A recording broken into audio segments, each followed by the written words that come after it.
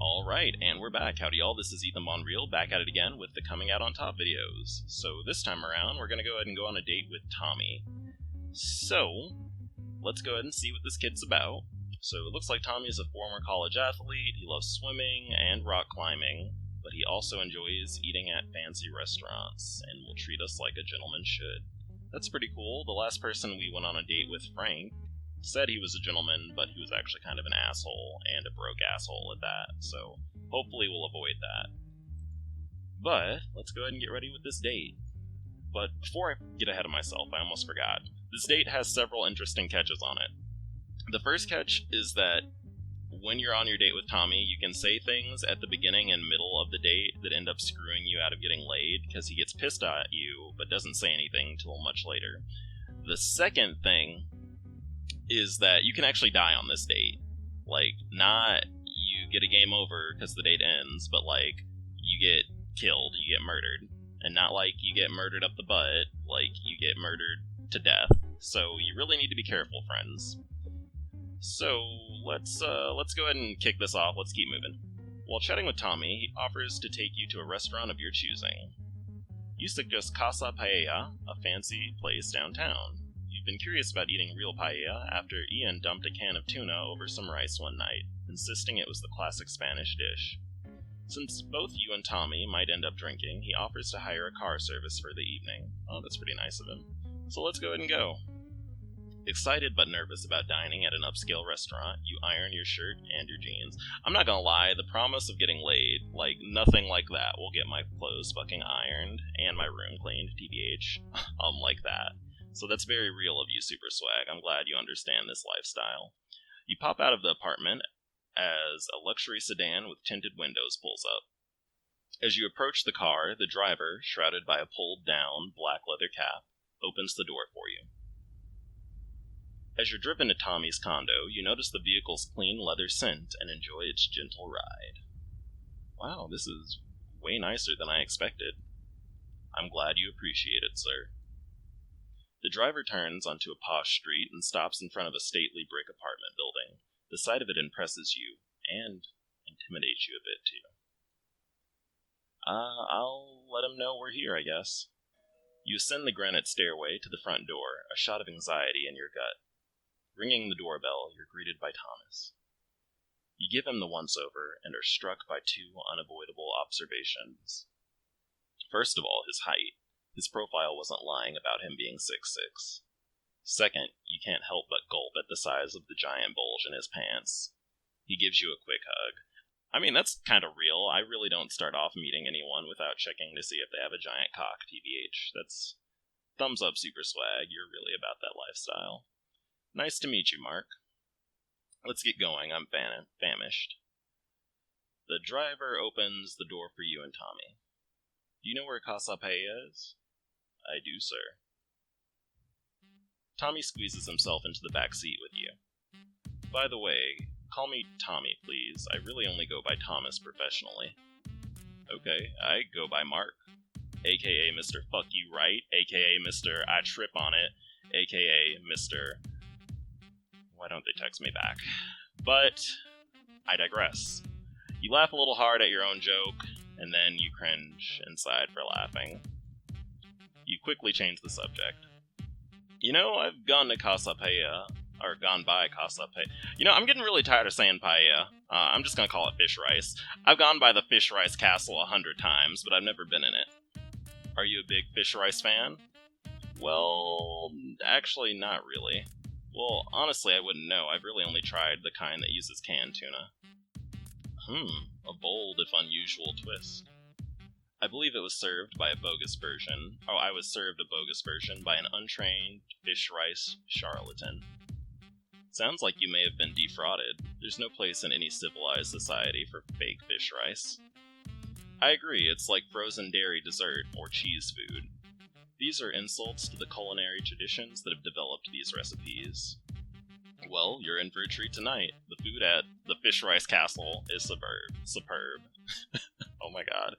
Anyway, so I never found out what you do for a living. Well, I'm actually a prosecutor with the county. The sedan swerves into a new lane. ... Is everything okay up there? The driver swerves the car again. Just PG. As the car jolts, you brush against Tommy's thigh. You and Tommy apologize and grin at each other. That sounds like high-caliber work. How do you like it? I love it. Every day poses a new challenge. You try your best to uncover the hidden truth of a case, put it into a context, and try to find a solution that leaves the injured party with some form of fair restitution. There we go. Ah, I see. That, and you just try to make sure that justice has been served. Huh. So, this is the correct answer.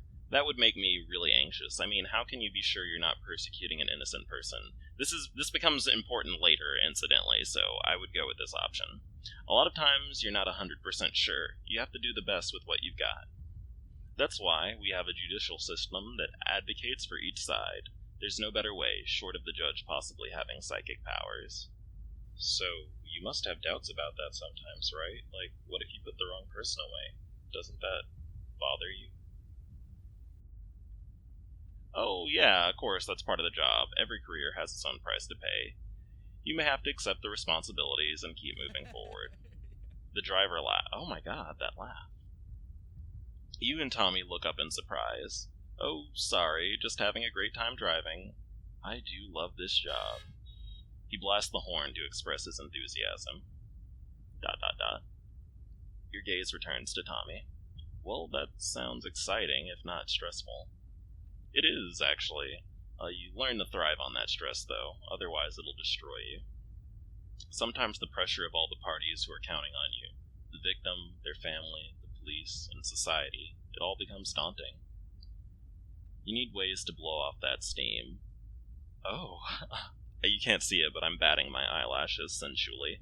How do you blow off steam, Tommy? Oh, all kinds of ways. Working out, cooking, reading, or sometimes going on a nice date like this.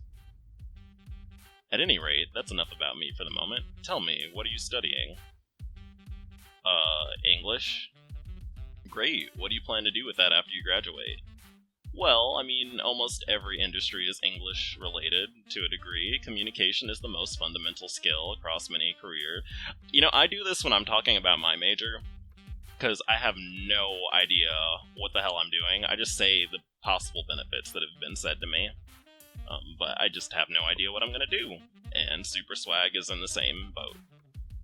Not to sound like I'm cross-examining you, but you really haven't answered my question. It's because I don't have a clue. He chuckles. Listen, don't worry about it. You never know what sort of opportunities will turn up. You feel the car speed up. You glance at the driver, wondering what caused him to accelerate. You notice that you aren't anywhere near the city. Driver? I think we're going the wrong way. The car whips down a nearly hidden dirt road. It's the scenic route, sir. I don't really recall requesting a scenic route. The driver says nothing, just stares ahead and speeds down the road towards the hills, faster and faster, like a man possessed. Shallow dirt hills roll into view. You and Tommy eye each other, alarmed. Stop this car. Are you listening? Pull over now or I'm calling the police. The driver pulls behind a hill and out of the view of the road. He slams on the brakes. Both of you are careening forward in your seats, Tommy's phone flying out of his hand. Tommy picks up his phone. I've got no coverage. You glance at your phone. Me neither. The driver yanks his chauffeur license from the glove compartment and throws it at Tommy. I can't believe you don't remember me. Tommy stares at the license. Daryl John Michael Wayne. I'm just going to call him Dwayne, TBH, because that's a lot easier to remember. Yes, I remember now. I mean, how could I forget? You had 4 first names. The driver reaches under the seat and produces a pistol, which he waves back and forth at the two of you. Who is this guy? Well, I persecuted him a year or 2 ago. Try 5 years, asshole. That's right, I was fresh out of law school at the time. Tommy looks pale. One of my very first cases. Get out of the fucking car. You and Tommy exit the cab, eyes locked on Dwayne, who glares at the two of you. Daryl, I was just doing my job as a persecutor. Let's be fair about this. Fair? All you care about is winning. You forced me to take a plea bargain even though I was innocent. I didn't force you, we gave you a choice. What, between 15 years if I was convicted, or 5 if I plead guilty? What sort of justice is that? I mean, it's one of the ramifications of having a legal system in which... I don't give a fuck, nerd. My wife divorced me right after the trial. Listen, whatever happened, it's already happened, just... She was pregnant at the time. I don't even know what my little girl looks like. Look, if you put the gun down, we can just forget about this. Sure, just jump back in where I left off, right? Easy for you to say. Do you realize how screwed I am? I couldn't get my old job back. I had to lie just for the privilege of wearing this stupid cap. Look, I know things may seem pretty hopeless right now, but... Shut up! The driver motions towards you. You enjoy your buddy's speech here. He's quite the talker. 5 years ago, he convinced me I'd get a better deal if I just pled guilty, even though I was innocent. He didn't give a shit about whether I was actually guilty or not. All he wanted to do was win his case. Are you okay with that fact that your friend ruins the lives of the innocent? Well, you glance at Tommy, who stares at you frozen. Alright, so this, let me tell you. I'm gonna show you what happens when you're an asshole. Oh well, shit happens. Groan. I ought to cap your big toe just for saying that. Daryl points the gun at your shoe. Sorry, you're right, I was just being dismissive. Funny how apologetic people get when they have a gun pointed at them. I'm sorry. wait a minute. See, because you don't realize he's really gonna fucking murder the shit out of you when you first come to this, and you think that maybe you can be like a sassy little gay and then like overwhelm him with your mega gay powers, but that's not how that works. Because, oh well, shit happens, and he shoots the shit out of you on your date. And that is it. You die. Game over. The end. But luckily, we can rewind back in time and get unshot. Man, that really tripped me the fuck out the first time I encountered that. So, if you say this, Tommy gets pissed at you, because guess who he's gonna shoot instead of fucking you this time? Spoilers, it's Tommy. So, we need to go back in time here, and say there are no perfect systems in the world, crime and punishment included. I see. So, I should just be okay with getting fucked over, because, hey, nothing's perfect. Well, the alternative would be there's no system of persecution, no police, and that actually is legit with me, TBH, anarchy. Even more innocent lives would be at risk. That's easy for you to say if you're not the one who was screwed. Leave him alone, Daryl. Are you just gonna murder another innocent bystander? Who? This kid doesn't seem like anybody would miss him.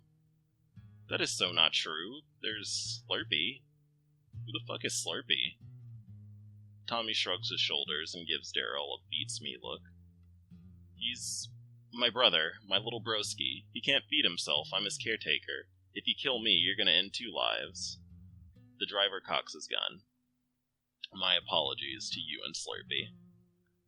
Daryl, listen to me. As a prosecutor, I never take my position lightly. You made it sound like I'd be locked up for life if I said I was innocent. What could I do except plead guilty? If we can find some contrary evidence, if the DNA exonerates you, something that proves you're innocent, maybe you may be due to restitution.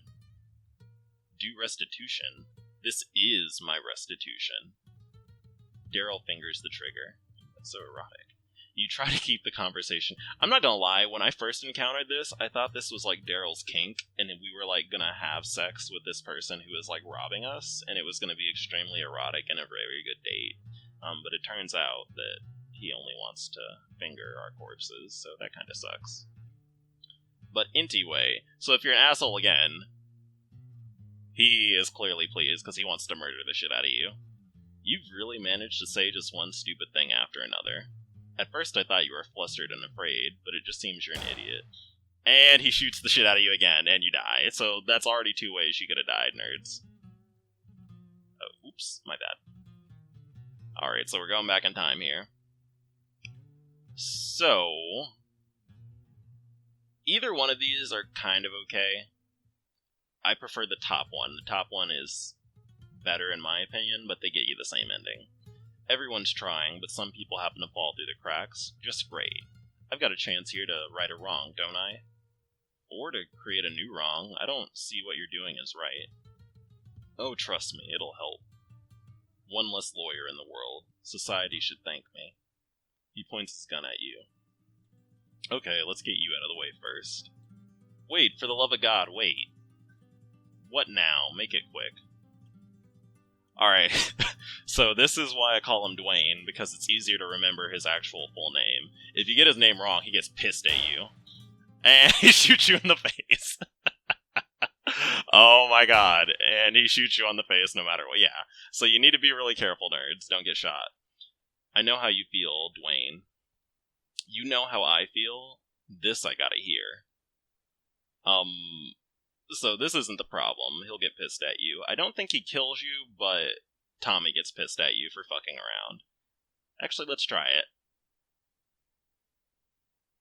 Actually, let's not try that, because I kinda... Oh, let's do it. Oh yeah, what's your name? Don't lie to me and make me confirm it with your driver's license. It's Mark Matthews. It's supposed to be Super Swag Johnson, but I forgot to change my name. Every day I pray I'll wake up and have a new name. Heh, if only life were a video game where you could restart at will. Yeah. It's not that bad of a name, kid. You'll live. I will? I meant that figuratively, because I don't hate my name at all 4 of them. I don't even know why you suggest such a thing. Oh my god, he shot us again, shit. Okay, so we just got murdered. And that's okay, because we can go back in time again, because we have the power of determination. So we are gonna plead that we are an innocent bystander. I mean, here I am, my life is in your hands. I'm who you were 5 years ago. You were innocent, I'm innocent. Both of us swept up by the circumstances we couldn't control. If you punish me for something I didn't do, you'll be like the very system you despise. ... You know, I am sorry you had to be dragged into this. The driver's voice wavers. You feel a pang of hope. But as we've seen it, it doesn't matter whether you're guilty or not. Mistakes are made. Lives are ruined. It doesn't have to be this way. Daryl pauses, the gun shaking in his trembling hand. So if you throw him under the bus, he gets really pissed. I'm not going to show you because he doesn't say anything initially, but by the time you get to his house to go to like the actual date, he gets really pissed at you and just doesn't want to talk to you anymore. So, if you're innocent, Tommy can probably find some way to help you. You look over at Tommy hopefully. Daryl, my job is to represent those who've been wronged the best I can. I can't ever change that, but I do feel remorse if an innocent person's life is ruined in the process. If you can find some counter evidence, I urge you to file for having the conviction set aside. In fact, I can contact someone who's willing to help you with your case. You'll be able to clear your record and possibly get financial restitution for the years you lost. It won't have saved your marriage, and you've lost years with your daughter, but it'll be something.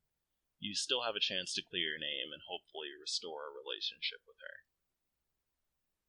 How do you know? How will I know you won't turn me in? Because I would turn his ass in immediately. He just fucking pointed a gun at us. I can only give you my word. Daryl John Michael, Dwayne, wipes the tears from his eyes and gathers himself. He drives the 2 of you back to Tommy's place. He seems to be deep in thought and highly emotional, sniffling every few minutes or so. You and Tommy sit in silence, cautious about saying anything, to make him rethink his decision to let you guys go. It's not until you're at Tommy's that both of you let out a deep sigh of relief. Whew, I wasn't sure if we were going to make it back. Obviously being kidnapped at gunpoint isn't what I was hoping for on our first date. Were you serious about not turning him in for this? I believe he's innocent, actually, and that he needs to be addressed. Or that needs to be addressed. Throwing him back in jail would just serve to compound the injustice of the situation. And I gave my word to help him. Man, what a nerd. Excuse me, I'm a bundle of nerves right now. I'm gonna go fix myself something to eat and try to calm down. Any chance you're still hungry? Actually, yes. Winky face. I'll open up a bottle of wine and whip something up. It won't be paella, but maybe we can try to salvage an actual date out of this. You sip your wine as you watch Tommy break down. Season and sear a duck with impressive efficiency. Accompanied by rosemary potatoes cooked in duck fat, you're amazed at how easily he prepares the stunning-looking meal. Thanks for your help back there. It seems like your communication skills really did come in handy. I was padding my statements as much as possible, so, we could probably not die. I wasn't quite expecting that for our first date either. Are you saying the date's already over? Well, Tommy leans in for a kiss and you reciprocate. He kisses you hard at first, and then softens slightly, backing off before getting up and leading you to the sofa. You feel positively dwarfed by his height. Not a bad feeling at all. The two of you start kissing, rubbing, and squeezing and licking. His hands rest on your cheek as his other presses your chest. You run your hands up his sides, his exquisite hairy torso revealed as you pull up his shirt. He's so big, so complete, you feel overwhelmed, short of breath. His hunky proportions leave you speechless. Clothes slide off with careless ease and excitement of new lovers. Your jaw drops when his underwear comes off. And that is where we are going to come off, too, because they're about to fuck on the screen, and that is not what I intend to show y'all right now. So, as always, I'm going to post the not safe for work scenes on my tumbles. Check the description for the link. In any case, we're going to go ahead and cut right now. Alright, well that was fun. We damn near got shish kebabbed. That was actually pretty amazing. So, let's get back to this. That was great. Agreed, you should stay over for another round. But for now, he hooks an arm around you and snuggles you close to him. So, you already got what you wanted out of him, so you might as well hit him with them puns. It's time for the prosecution to rest. That's just no. Sorry, I couldn't resist. That was terrible, but cute, but mostly terrible. So sue me. The two of you spoon for the rest of the night. You leave in the morning with a giant grin on your face. Your date has ended. So, that was the date with Tommy. I thought it was actually pretty neat. It was very different from the other dates, right? Like, we actually had a chance to get fucking murdered. That was pretty cool. I still like my idea of Tommy fucking both us and the person who kidnapped us as part of a kink, though, but oh well, we can't have everything. In any case, thank y'all for watching. Don't forget, I do have a new Oracle of Ages video out. I do recommend y'all check that out. If you have time, I'll put a link in the top right corner, and then don't forget, if you are old enough and you want to see the not safe for work scenes, check the description for the link.